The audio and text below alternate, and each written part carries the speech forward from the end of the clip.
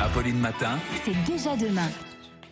Il est 6h55 sur RMC et RMC Découverte. C'est déjà demain avec vous, Anthony. Comment doper sa connexion Internet à la maison? J'ai l'impression que c'est un running gag parce que c'est vraiment une question qui se pose régulièrement et on n'arrive pas toujours à trouver les bonnes solutions. Mais heureusement, vous êtes là. Entre le télétravail, Netflix, les jeux vidéo en ligne, les périodes de confinement ont tendance à saturer les réseaux.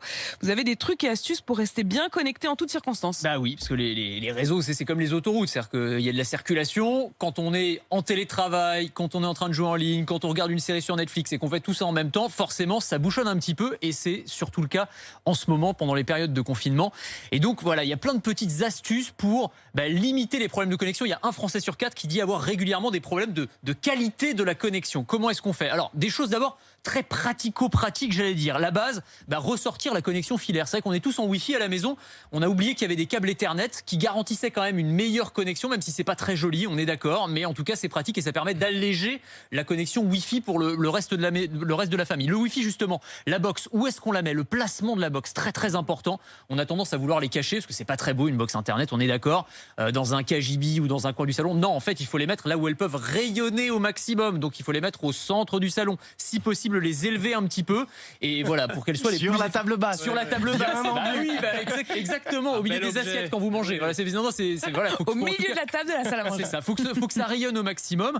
Évitez de la mettre à proximité d'autres appareils sans fil pour éviter les interférences, les téléphones sans fil, les micro-ondes, etc. Et puis aussi, pas oublier de mettre un petit mot de passe pour protéger la connexion contre les voisins indélicats qui squatteraient la connexion. Ça peut aussi expliquer parfois des petites baisses de performance à la maison.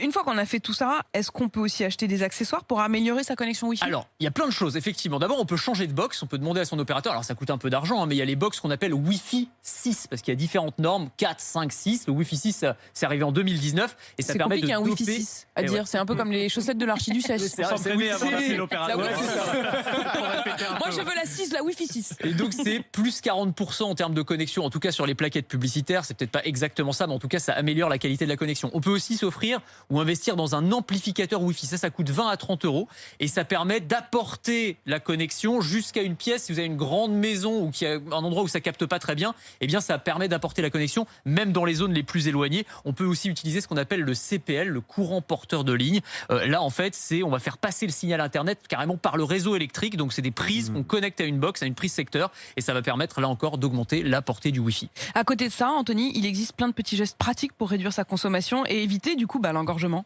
Alors ce qu'on appelle le civisme numérique, c'est-à-dire des petits gestes. Par exemple, les opérateurs conseillent quand on est à la maison de désactiver la 4G. On a le Wi-Fi, donc c'est pas la peine de saturer les réseaux cellulaires. Voilà, ça c'est une première chose. On peut aussi séquencer les usages. Ce qui tire sur les réseaux, c'est quand tout le monde est en même temps. Vous avez papa qui regarde une série sur Netflix, maman qui est en télétravail, le petit dernier qui est sur Fortnite, ou vice-versa, voilà, dans le que vous voulez. Mais en tout cas, ça tire sur les réseaux. Donc on peut séquencer les usages. Donc par exemple, au lieu de regarder un streaming sur Netflix, tu peux télécharger tes séries à l'avance et puis les regarder ensuite. Mais Charles, c'est professionnel, il est obligé. C'est pour à chaque manière. Il doit travailler en train de regarder les réseaux. Professionnel de ne pas le faire. Non, moi j'ai un vrai problème, mais bon, c'est cas personnel, mais moi ça rame chez moi le Wi-Fi et je me suis rendu compte que chez ma voisine du dessous, parce que je vais chez ma voisine pour d'autres raisons, je me suis rendu compte que je captais vachement bien mon propre Wi-Fi et que ça marchait mieux que chez moi quand je suis à 1 mètre de ma box. Et donc du coup tu vas squatter chez ta voisine tout le temps.